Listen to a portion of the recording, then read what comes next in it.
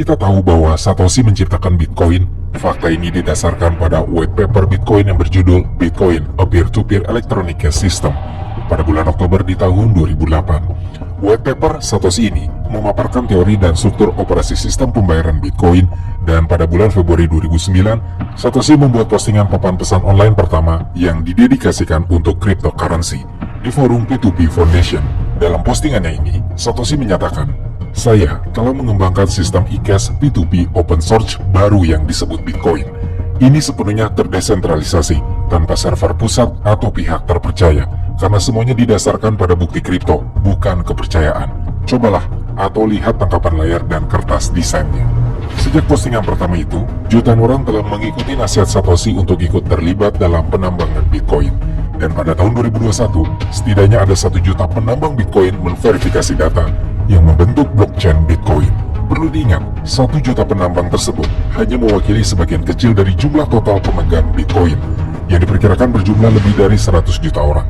Namun tetap saja, meski Bitcoin sudah menjadi populer dan terus diperbincangkan, kerahasiaan Satoshi sebagai penciptanya masih belum terpecahkan sampai sekarang. Meskipun identitas asli Satoshi masih belum diketahui, namun menurut profil P2P Foundation-nya, Satoshi Nakamoto berasal dari Jepang. Namun tetap saja biodata profil tersebut bukanlah bukti pasti, dan tidak ada bukti tambahan mengenai negara asal atau tempat tinggal Satoshi. Menurut profil yayasan P2P yang sama, pada tahun 2022, Satoshi Nakamoto berusia 47 tahun dan berjenis kelamin laki-laki.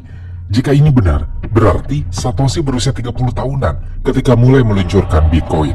Namun ada beberapa hal yang diketahui secara pasti tentang Satoshi.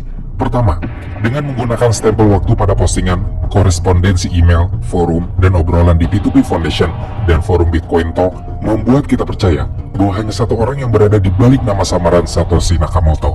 Ini menunjukkan Satoshi membuat referensi orang pertama menggunakan frasa seperti "saya akan", "saya telah bekerja", "saya pikir", dan "saya bukan Dorian Nakamoto".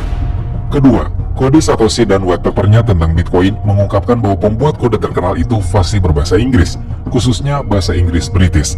Satoshi diketahui menggunakan ejaan Inggris untuk kata-kata tertentu seperti favor dengan tambahan U daripada favor yang khas penulisan Amerika. Karena alasan ini, beberapa pihak berspekulasi Satoshi berasal dari Inggris atau menempuh pendidikan di Inggris. Ketiga, mengingat jumlah Bitcoin yang dilacak ke dompet yang mungkin dimiliki oleh Satoshi, Satoshi pastinya adalah seorang miliarder. Meskipun demikian, tidak satupun dari Bitcoin tersebut yang pernah dihapus atau bahkan dipindahkan dari salah satu dompet tersebut ke dompet lainnya. Jadi, kemungkinan besar ada orang sungguhan di balik nama Satoshi Nakamoto. Meski begitu, mengingat sulitnya menemukan sosok Satoshi, kemungkinan besar Satoshi Nakamoto bukanlah nama orang tersebut. Bahkan Satoshi Nakamoto pun bukanlah nama dari satu orang melainkan kelompok. Hal ini datang dari fakta atas kerumitan kode Bitcoin yang luar biasa. Laszlo Heinrich, dia adalah seorang ahli pengembang Bitcoin pun, ia percaya bahwa tingkat pengkodean saat Bitcoin dibuat memerlukan lebih dari satu orang. Menurutnya, kemungkinan besar hal itu dibuat oleh tim pembuat kode.